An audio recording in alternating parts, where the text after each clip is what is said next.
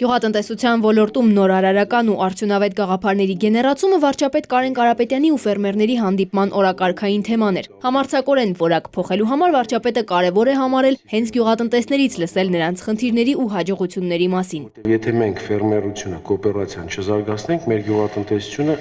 ապագա չունի։ Այդ իսկ պատճառով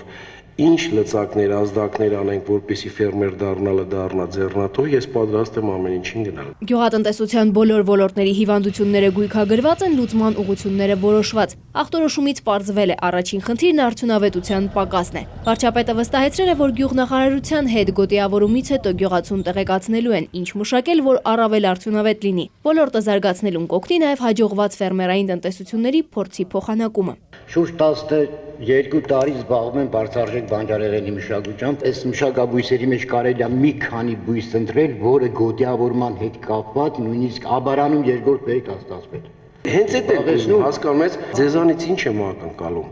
Դուխով մտնեք այս ծրագրերի տակ, ինտենսիվ արգիա, կաթիլային, համարձակ մենք պետքա որակը փոխենք։ Ժամանակակից տեխնոլոգիաների ներդրում, գյուղտեխնիկայի խնդրի լուծում ու ֆերմերային տնտեսության զարգացում։ Վարչապետը նշել է, որ գյուղատնտեսության նախարարությունը հստակ ձևակերպել է անհապաղ լուծում պահանջող խնդիրները։ Ոլորտը գայթակղիչ դարձնելու համար նախարարությունը պատրաստվում է ներդնել գյուղատնտեսական ապահովագրության փորձնական ծրագիր։ Վարչապետը վստահեցրել է 10 տարի անց Հայաստանի գյուղատնտեսության փորձը դառնալու է օրինակ այլ երկրների համար։ Մարիաննա Դանիելյան, ժամը լրատվական։